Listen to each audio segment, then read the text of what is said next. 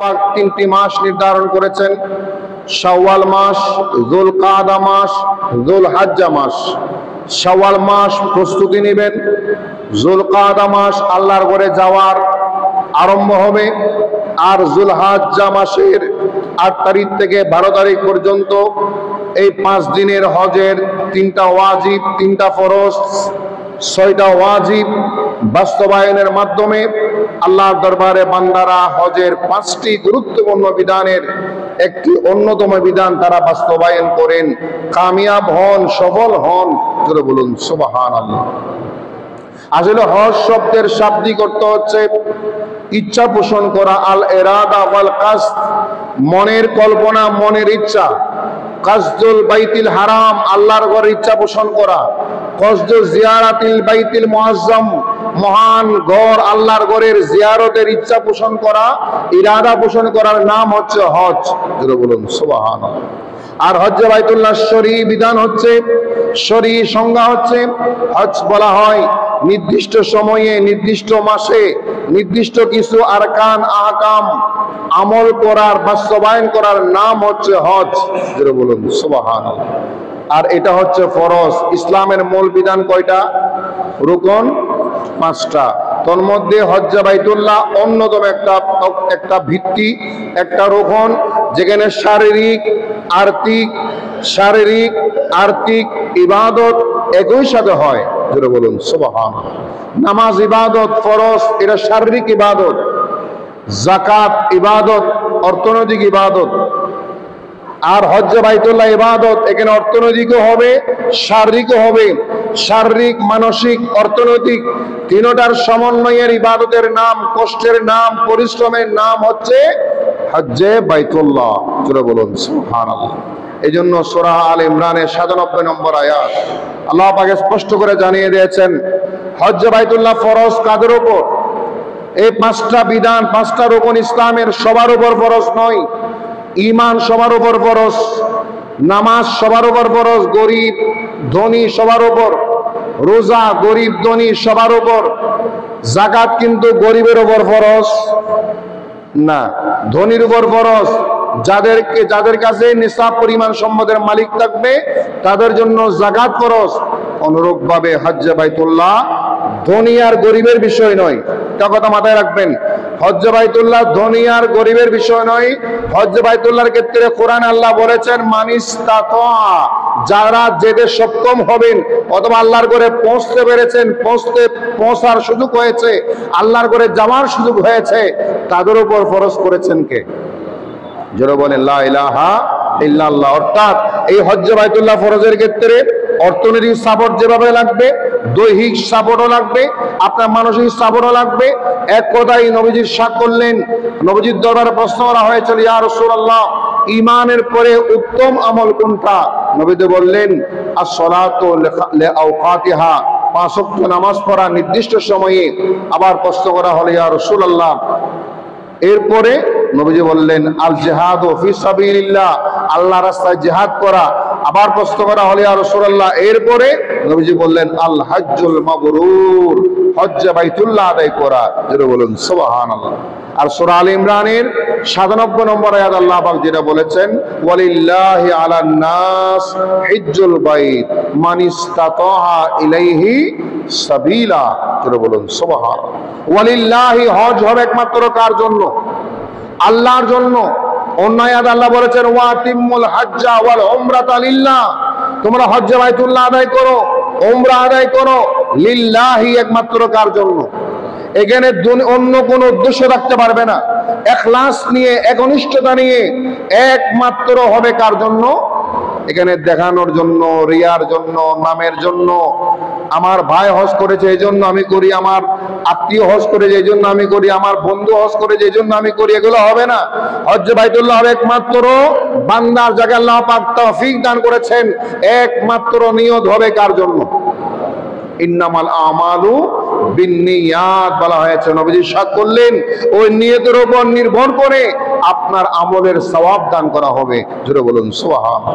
আল্লাহ রাব্বুল আলামিন ইরশাদ করলেন ওয়াতিমুল হজ্জ ওয়াল উমরাতা লিল্লাহ, বান্দা তোমরা পরিপূর্ণ করো হজ্জ বাইতুল্লাহ এবং উমরা আল্লাহর জন্য, শুধুমাত্র এক আল্লাহ সন্তুষ্টির জন্য, এক আল্লাহ রিজামন্দির জন্য, এক আল্লাহর জন্য একনিষ্ঠভাবে হজ্জ বাইতুল্লাহ আদায় করো, উমরা আদায় করো ভালো নিয়তে একনিষ্ঠতার সাথে, আল্লাহ পাকের দরবারে তোমরা হাজির হয়ে যাবে। এই জন্য সূরা আলে ইমরান 97 নম্বর আয়াত আল্লাহ বলে দিয়েছেন, ওয়ালিল্লাহি আলান নাসি হিজ্জুল বাইত মান ইসতাতা ইলাইহি সাবিলা। জোরে বলুন সুবহানাল্লাহ। রব্বুনা ইরশাদ করেন, ওয়ালিল্লাহি, একমাত্র আল্লাহর জন্য, আলান নাসে, মানুষের উপর, অর্থাৎ মুসলমানের উপর, মুমিনের উপর, যারা মুমিন নয় তাদের উপর হজ ফরজ নয়, যারা মুসলমান নয় তাদের উপর হজ ফরজ নয়। এখানে আলান নাস বলতে মানুষের উপর হজ ফরজ করার কথা বলা হয়েছে। সকল মানুষ নয়, সব ধর্মের মানুষ নয়, শুধুমাত্র মুসলমান মুমিনের উপর হজ ফরজ। সুবহানাল্লাহ বলেন। হিজ্জুল বাইত, আল্লাহর ঘরে হজ আদায় করা, আল্লাহর ঘরে তাওয়াফ করা, সাওম আর ওয়াসাই করা, ফরজ ওয়াজিব গুলো আদায় করা, মানিস্তাতা, যাকে আল্লাহ পাক ইস্তেতাআত দান করেছেন, তৌফিক দান করেছেন, সুযোগ দান করেছেন, সুন্দরভাবে যাত্রা পথে যাওয়ার জন্য সুযোগ দিয়েছেন, তাদের জন্য হজ্জ বাইতুল্লাহ আল্লাহ পাক আবশ্যক করে দিয়েছেন। আবার তিনি ইরশাদ করলেন, ওয়ামান কাফারা, আজ অস্বীকার করলো হজ্জ বাইতুল্লাহকে, স্বীকার করলো না, অস্বীকার করলো, ফাইন্নাল্লাহা গানিয়ুন আনিল আলামিন, আল্লাহ পাক কোন বিশ্বের কোন মানুষের প্রতি, কোন বিশ্বের কারো প্রতি আল্লাহ পাক মোকাবেক্ষী নয়। জোরে বলুন সুবহান। এটা বাংলা অনুবাদ, এটা হচ্ছে তরজমা সূরা আলে ইমরানের 97 নম্বর আয়াত। আর এই আয়াত থেকে, আয়াত দ্বারা হজ্জ বাইতুল্লাহ ফরজ করে দিয়েছেন কে? আল্লাহ পাক ফরজ করে দিয়েছেন মানিস্তাতা, বলেছেন যার পক্ষে শারীরিক ভাবে, অর্থনৈতিক ভাবে আল্লাহর ঘরে হাজির হওয়ার তৌফিক দিয়েছেন, যোগ্যতা দিয়েছেন। আপনার ঘরের পরিবার পরিজনের ভরণ পোষণের পরে আপনি জামা থেকে আসা পর্যন্ত ভরণ পোষণ রেখে গিয়ে যদি আপনার নিকট আল্লাহর ঘরে যাওয়ার তৌফিক থাকে, প্রথম কাজ হচ্ছে হজ্জ বাইতুল্লাহ আদায় করা। যেটা বলুন সুবহানাল্লাহ। যদিও এই জায়গাটা আমরা একটু ভুল বুঝি, আমরা একটু কম বুঝি অথবা বেশি বুঝি। কিরকম? আল্লাহ পাক বলেছেন ইস্তেতাআত, আল্লাহর ঘরে যাওয়ার তৌফিক যার থাকবে, এখানে আপনার পরিবার পরিজনের ভরণ পোষণের পরে বাড়তি অতিরিক্ত যদি তৌফিক থাকে, যোগ্যতা থাকে, অর্থনৈতিক সচ্ছলতা থাকে, শারীরিক শক্তি থাকে, তাহলে ফরজ হচ্ছে কি? হজ্জ বাইতুল্লাহ আদায় করা। এখন আমি আপনি হজ্জ বাইতুল্লাহ আদায় করে আমরা নিয়ে গেলাম অনেক পরে, বৃদ্ধ বয়সে, আরো বয়স, আগে ছেলে বিয়ে করাই, মেয়ে বিয়ে দিই, একটা বিল্ডিং করি, আরো প্রতিষ্ঠিত হয়, আরো একটু বয়স হোক, এর যৌবন কালে হজ করলে হজ ধরে রাখতে পারবো না। নাউজুবিল্লাহ বল। আমার ভাইয়ের অনেকে মনে করে যৌবন কালে হজ করলে হজ ধরে রাখতে, মনে করে না, হজ ধরে রাখতে পারবে না। একটা কথা মনে রাখবেন, হজকে ধরে রাখার কিছু নেই। একজন মুসলমান হজের আগে যা করতে পারে হজের পরও তা করতে পারে, হজের আগে যা নিষেধ হজের পরও তা নিষেধ। হজের আগে যেভাবে আপনি চলাফেরা করবেন হজের পরও সেভাবে চলাফেরা করবেন। হজের আগে কখনো মিথ্যা জায়েজ ছিল না, গীবত জায়েজ ছিল না, সুদ জায়েজ ছিল না, ঘুষ জায়েজ ছিল না, হারাম জায়েজ ছিল না। হারাম সবসময় হারাম, ঘুষ সবসময় হারাম, হজের আগেও হারাম, হজের পরও হারাম। এখন আমি আপনি যদি চিন্তা করি না আমি হজ করলে একেবারে ফেরেশতা হয়ে যাব, আর দুনিয়াদারি করব না, দুনিয়াবি জীবন যাপন করব না, আল্লাহর ঘরে পড়ে থাকবো, তারপরে হজ করব, এটা কিন্তু ইসলাম এটা বলে না। ইসলাম এটা সমর্থন করে না। ইসলাম সমর্থন করে আপনার তৌফিক হয়েছে, নবী ইরশাদ করলেন মান আরাদাল হাজ্জা ফালিউআজ্জিল। এটা বুখারী শরীফের হাদিস, মুসলিম শরীফের হাদিস, মিশকাত শরীফেও দেখেন যে হজ্জে বাইতুল্লাহ নিয়ত করেছেন, তৌফিক হয়েছে, তার কাজ হচ্ছে ফালিউআজ্জিল, তাড়াতাড়ি করে হজ আদায় করা। সুবহানাল্লাহ। আর এই ক্ষেত্রে শরীয়তের ফয়সালা কি রকম?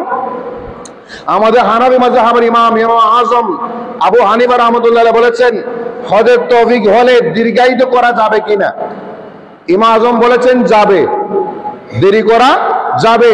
কিরকম? আমি যদি দেরি করতে পারবো, এবছর করিনি আগামী বছর করব, যদি আপনি নিশ্চিত হন যে আমি আগামী বছর বেঁচে থাকবো, এই হজটা আমার থেকে হজটা আমার থেকে বন্ধ হয়ে যাবে না, আদায় সম্ভব হয়ে যাবে না, আমি আগামী বছরও হজ করতে পারবো, ওই নিশ্চয়তা যদি আপনি দিতে পারেন তাহলে আপনি আগামী বছর করেন, কোনো অসুবিধা নাই। যেটা বলুন সোয়া, হজটা যদি ছুটে না যাওয়ার সম্ভাবনা থাকে, এখন কথা হচ্ছে আমি আপনি পৃথিবীর কোনো মানুষ একটা সেকেন্ড একটা মিনিটের কোনো গ্যারান্টি বলেন আছে? কোন নিশ্চয়তা আছে? না। যেহেতু কোন নিশ্চয়তা নাই, এতো অন্যান্য ইমাম শাফি রহমতুল্লাহ বলেছেন, ইমাম শাফি রহমতুল্লাহ বলেছেন যদি হজ্জে বাইতুল্লাহর তৌফিক হয় আপনি তাড়াতাড়ি করে হজ্জে বাইতুল্লাহ আদায় করে ফেলেন। আল্লাহ পাক আপনাকে এখন শারীরিক ক্ষমতা দিয়েছেন, আগামীকাল শারীরিক ক্ষমতা নাও থাকতে পারে। আজকে আপনার তৌফিক আছে, আগামীকাল তৌফিক নাও থাকতে পারে। এই জন্য আপনি ছেলের বিয়ে, মেয়ের বিয়ে, বাড়ি বিল্ডিং, গাড়ি বাড়ি প্রতিষ্ঠিত হওয়ার কথা শরীয়ত বলে নাই। শরীয়ত বলেছে আপনি তৌফিক হয়েছে, আপনি ফরজ কাজটা আদায় করে বলেন। জীবনে কয়বার বলেন? জীবনে কয়বার? একবার হচ্ছে জীবনে ফরজ। আর যারা একবারে পরে বাড়তি করতে পারে, এটা আল্লাহর পক্ষ থেকে তার জন্য স্পেশাল ফজিলত এবং সম্মান তার জন্য আল্লাহ পাক দান করবেন। যেটা বলুন সুবহানাল্লাহ। সুতরাং মানিস্তাতা, এই ইস্তেতাত, ক্ষমতা, যৌক্তিকতা, তৌফিক, যেটা তৌফিক দেওয়ার মালিককে, মালিক আল্লাহ। আল্লাহ পাক আপনাকে তৌফিক দিয়েছেন, এরপরও আমি আপনি গুরুত্ব প্রদান করলাম না, মূল্যায়ন করলাম না, তাহলে কি হবে? আল্লাহর দরবারে আমাদেরকে জবাবদিহি করতে হবে, প্রশ্নবিদ্ধ হতে হবে। কিয়ামতের ময়দানে নবীজি সাক্ষ্য করলেন, জামান আতাকাল হজ্জা, যার উপর হজ ফরজ হয়েছে, ওয়ালাম ইয়াহুজ্জা, হজ করে নাই, লা আদরি, আমি জানি না, আন্নাহু ইয়ামুতু ইহুদিয়ান আও নাসরানিয়ান, অথবা কানা মাতা ইহুদিয়ান আও নাসরানিয়ান ও কামা ক্বালা রাসূলুল্লাহ সাল্লাল্লাহু আলাইহি সাল্লাম। নবীজি বললেন, আমার সন্দেহ হচ্ছে, আমি জানি না সে কি মুসলমান হয়ে মৃত্যুবরণ করে, নাকি ইহুদি হয়ে মৃত্যুবরণ করে, নাকি নসরা হয়ে মৃত্যুবরণ করে। সেটা বলুন সুবহানাল্লাহ। নবীজি সন্দেহ পোষণ করলেন, সেটা জানেন, কারণ ঈমান নিয়ে মৃত্যুবরণ করার তৌফিক দেওয়ার মালিককে, জোরে বলেন কে? আর ইহুদি হয়ে মৃত্যুবরণ করলে, নসরা হয়ে মৃত্যুবরণ করলে, সারা জীবন আপনি নামাজ পড়লেন, ইবাদত করলেন, বন্দেগী করলেন, ভালো কাজ করলেন, মৃত্যুর আগে যদি কোন একটা কুফরি কালাম বের হয়ে যায়, মৃত্যুর আগে যদি কোন একটা অনর্থক কালাম বের হয়ে যায়, ঈমান যাওয়ার মতো শব্দ বের হয়ে যায়, তখন আমার আপনার মৃত্যুটা আর ঈমানি মৃত্যু হলো। আর ঈমানি মৃত্যু যদি না হয়, আমার গোটা জীবন ব্যর্থ, সারা জীবন আমি ব্যর্থ, সফলতা কিছু নেই। আমরা তো মনে করি সফলতা দুনিয়ার সফলতা, দুনিয়ার সফলতা বড় নয়। আপনার মৃত্যুর পরে কবর জগতের সফলতা, পরকালীন সফলতা, জান্নাত পাওয়া হচ্ছে ইমানদারের বড় সফলতা। যেটা বলুন সুবহানাল্লাহ। এই জন্য নবী ইরশাদ করলেন, মান হাজ্জা ওয়ালাম ইয়ারফুস ওয়ালাম ইয়াফসুক রাজাআ কায়াউমিন ওয়ালাদাতহু উম্মুহু। যেটা বলুন সুবহানাল্লাহ। আল্লাহ ইরশাদ করলেন, যে ব্যক্তি হজ্জে বাইতুল্লাহ আদায় করলো, আল্লাহর ঘরে তাওয়াফ করলো, ফরজ ওয়াজিব আদায় করলো, লাম ইয়ারফুস ওয়া লাম ইয়াফসুক, কোন মন্দ কথা বলে নাই, গাল মন্দ করে নাই, দুর্ব্যবহার করে নাই, কারোর সাথে খারাপ আচরণ করে নাই, কারোর সাথে দুর্ব্যবহার করে নাই, আল্লাহ পাক তাকে গফিরা লাহু মা তাকাদ্দামা মিন যানবিহি, আল্লাহ তার অতীতের সকল গুনাহ আল্লাহ পাক maaf করে দিবেন, ক্ষমা করে দিবেন। অন্য riwayat-এর মধ্যে রয়েছে, রাজা কায়াউমিন ওয়ালাদাতহু উম্মুহু, সে মক্কা শরীফ থেকে, হজ্জে বাইতুল্লাহ থেকে আপন বাড়িতে ফিরে আসবে, এমন ভাবে ফিরে আসবে, নবজাতক শিশু জন্মগ্রহণ করলে যেভাবে নিষ্পাপ থাকে, মাসুম থাকে, আল্লাহ পাক তাকে সেভাবে মাসুম বানিয়ে দিবে। ওই হজ্জে বাইতুল্লাহ আপনাকে মাসুম বানিয়ে দেবে, নিষ্পাপ বানিয়ে দেবে। আপনি যত বড় গুনাহগার, যত বড় পাপী, আল্লাহর ঘরে তাওয়াফ করেছেন, ওই আল্লাহর ঘরের উসিলায় আল্লাহ আপনার জীবনের সকল গুনাহ মাফ করে দেবেন। জোরে বলুন সুবহানাল্লাহ। এখন আপনি নিষ্পাপ হয়ে গেলেন, আপনার জীবনে আর কোনো গুনাহ নাই।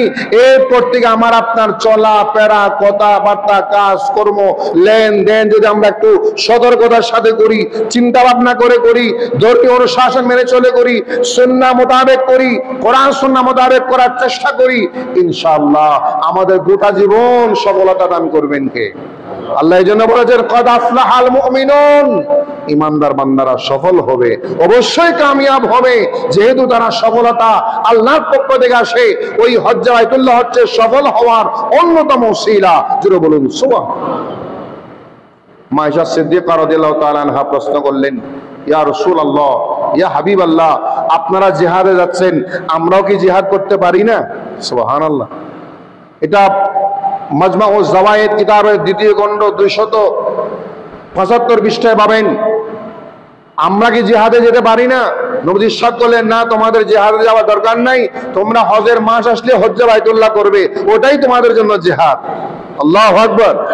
হজ্জে বাইতুল্লাহ আদায় করবে, ওটাই তোমাদের জন্য জিহাদ। আর মা আয়েশা সিদ্দিকা রাদিয়াল্লাহু তাআলা বলেন, এরপর থেকে আমি আর হজ বাদ দিই নাই। আল্লাহু আকবার। এরপর থেকে আমি আর হজ্জে বাইতুল্লাহ বাদ দিই নাই। হজ্জে বাইতুল্লাহ আমি লাগাতার করেছিলাম। এই জন্য হজ্জে বাইতুল্লাহ এমন একটা ইবাদত, বান্দার ঈমান, বান্দার আমল, বান্দার জীবনের সকল চাওয়া, যখন আপনি আল্লাহর ঘর দেখবেন, আল্লাহর ঘরে তাওয়াফ করবেন, মনে করবেন আপনার দুনিয়াতে আপনি সফল হয়ে গেছেন। আল্লাহু আকবার। আপনি কামিয়াব হয়ে গেছেন। আল্লাহ পাক আপনাকে কবুল হওয়ার একটা উসিলা দিয়ে দিয়েছেন, একটা মাধ্যম দিয়ে দিয়েছেন। ওই হজ্জে বাইতুল্লাহ সেই মাধ্যমের অন্যতম মাধ্যম। নবী ইরশাদ করলেন, মান হাজ্জা, যে ব্যক্তি হজ্জে বাইতুল্লাহ আদায় করলো, ওই হজ্জে বাইতুল্লাহটা এমন, আল হজ্জু লাইসা লাহুল জাযা ইল্লাল জান্নাহ, আল হজ্জুল মাবরুর লাইসা লাহুল জাযা ইল্লাল জান্নাহ। হজ্জে মাবরুর যেটা, মকবুল হজ যেটা, ওটার কোনো পুরস্কার নাই জান্নাত ছাড়া। আল্লাহু আকবার। অর্থাৎ জান্নাত ছাড়া, বেহেশত ছাড়া, আল্লাহর নিয়ামত ছাড়া, জান্নাত ছাড়া অন্য কোনো পুরস্কার। এই হাদিসের অর্থ হচ্ছে, হজ্জে বাইতুল্লাহ যারা সঠিকভাবে আদায় করবে, শরিয়া মোতাবেক আদায় করবে, ভালোভাবে আদায় করবে, তাদের জন্য জান্নাত নিশ্চিত করেছেন কে? আল্লাহ। জোরে বলুন সুবহানাল্লাহ। এই জন্য হজ্জে বাইতুল্লাহর ফজিলত, সম্মান, গুরুত্ব আমরা অনুধাবন করার দরকার। কিন্তু দুঃখের বিষয় হচ্ছে, আমাদের বাংলাদেশি আমরা যারা আছি, এশিয়া উপমহাদেশের আমরা এদিকে যারা আছি, আমাদের একটা চর্চা হয়ে গেছে একবার বৃদ্ধ বয়সে হজ করা। এমন সময় আমরা হজ করতে যাই, যে সময় আমি নড়াচড়া করতে পারি না, হাঁটতে পারি না, তাওয়াফ করতে পারি না, সাই করতে পারি না, পাথর মারতে যেতে পারি না, হাঁটা চলা অসম্ভব হয়ে যায়। ওই বয়সে আমরা হজ করতে চিন্তা করি। এটা কিন্তু ওই বয়সে আপনি করেছেন, সমস্যা নাই। কিন্তু যদি তৌফিকটা আরো আগে হয়, তৌফিকটা যদি আরো 10 বছর আগে হয়, আরো 20 বছর আগে হয়, আপনি যখনই তৌফিক হয়েছে তখনই নিয়ত করে ফেলেন, আপনাকে দেওয়ার মালিককে, সম্পদ দেওয়ার মালিককে, নিয়ামত দেওয়ার মালিককে। আল্লাহ অবশ্যই দান করবেন। একটা কথা মনে রাখবেন, যারা হজ্জে বাইতুল্লাহ আদায় করেন, উনি ওনার পেশায় কখনো অপমানিত হবে না, অসম্মান হবে না, রিজিক কখনো কমতি হবে না। ওই হজ্জে বাইতুল্লাহ তার রিজিক বাড়িয়ে দেবে। আল্লাহু আকবার। তার রিজিক বাড়িয়ে দেবে, সম্মান বাড়িয়ে দেবে। এই জন্য আল্লাহ পাক বলেছেন, একজন হাজী যার জন্য দোয়া করে, আল্লাহ তার দোয়া কবুল করেন। আল্লাহু আকবার। হজ্জে বাইতুল্লাহ আদায়কারী ব্যক্তি যার জন্য দোয়া করে, আল্লাহ পাক তার হককে দোয়া কবুল করেন, ফজিলত তার সম্মানে তার দোয়া কবুল করেন। এই জন্য হাজিরা হজ করতে এসে আসার পর আপনি দোয়া করলেন, যোগাযোগ করলেন, সালাম করলেন, দোয়া চাইলেন, তিনি হাত তুলে দিলেন, দেখবেন ওই দোয়া কখনো ফেরত যায় না, কারণ তিনি নিষ্পাপ হয়ে এসেছেন আল্লাহর ঘর থেকে। জোরে বলুন সুবহানাল্লাহ। সুতরাং এই হজ্জে বাইতুল্লাহ মহান এক নিয়ামত। আল্লাহ পাক আমাদের সবাইকে তৌফিক দান করুক, আমিন। আর জোরে বলি আমিন। যাদের তৌফিক হয়েছে, আমরা নিয়ত করে ফেলি, আমরা নিয়ত করে ফেলি। ওই নিয়তটা করলে আপনি মারা গেলেও অন্তত নিয়তের কারণে হজের সওয়াব আপনার আমলনামায় এসে যাবে। নিয়তের কারণে হজের সওয়াব আল্লাহ পাক আমলনামায় দিয়ে দিবেন। আমি এখন নিয়ত করলাম, করতে পারলাম না, তৌফিক হয় নাই, অন্তত সেই নিয়তের কারণে হলো আপনার আমলনামায় সেই হজের সওয়াব দিবেন কে? আল্লাহ। তাহলে নিয়ত করতে কি অসুবিধা আছে? বলে নিয়ত করতে অসুবিধা আছে না। এই জন্য আমরা বারবার দোয়া করি, আল্লাহুম্মা ওয়াফিকনা আন নাহুজ্জাল বাইতুল হারাম। আল্লাহ আমাদেরকে তৌফিক দাও যাতে আমরা হজ্জে বাইতুল্লাহ আদায় করতে পারি, সোনার মদিনা জিয়ারত করতে পারি, তোমার ঘরে হাজির হতে পারি। একটা কথা মনে রাখবেন, ইহরাম পরার পরে, আপনি ইহরাম পরেছেন, ওই সাদা কাপড়টা পরার পরে আপনার ফিলিংসটা হবে কেমন জানেন? এই ফিলিংসটা এত মধুর হয়, এত উচ্চ হয়, এই ফিলিংসটা হয়, আল্লাহ আমি তোমার হয়ে গেলাম, তুমি আমার হয়ে যাও। লব্বাইক আল্লাহুম্মা লব্বাইক, লব্বাইক লা শারীকা লাক লব্বাইক, ইন্নাল হামদা ওয়ান নি'মাতা লাকা ওয়াল মুলক লা শারীকা লাক। একজন ইহরাম পরা মুহরিম হাজী যখন ইহরাম পরে, তালবিয়া যখন পরে, হাদিসে পাকের মধ্যে রয়েছে, মুসনাদ ইমাম আহমদের প্রথম খণ্ড 1105 নম্বর পৃষ্ঠায় পাবেন। নবী ইরশাদ করলেন, এই ইহরাম পরার পর যখন সে তালবিয়া পড়ে, ওনার সাথে সাথে আসমান জমিন গাছপালা তরুলতা সৃষ্টির সকল সৃষ্টি আপনার সাথে সাথে তাল মিলিয়ে সুর মিলিয়ে তালবিয়া পড়ে। আল্লাহু আকবার। আপনার তালবিয়া শুনে তারাও তালবিয়া পড়ে, তারাও লাব্বাইক বলে, আল্লাহ আমিও হাজির। লাব্বাইক মানে আল্লাহ আমি আমার ড্রেস ছেড়ে, আমার সব ছেড়ে তোমার জন্য আমি হয়ে গেলাম, ইহরাম করে নিলাম, সব হারাম করে আমি তোমার হয়ে গেলাম, লাব্বাইক আমি হাজির। সুবহানাল্লাহ।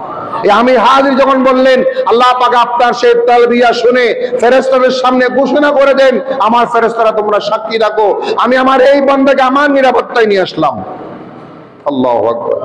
আমি আমার এই বান্দাকে আমার নিরাপত্তায় নিয়ে আসলাম, এই বান্দার কারো কবজায় নাই, এই বান্দার টোটাল জিম্মাদারি আমি লা ইলাহা ইল্লাল্লাহর হাতে নিয়ে নিলাম। জোরে বলুন সুবহানাল্লাহ। কত বড় নিয়ামত, কত বড় নিয়ামত। সুতরাং আমরা চেষ্টা করব আল্লাহ পাক যাতে আমাদের তৌফিক দান করেন, বলেন আমিন। আর জোরে বলি আমিন।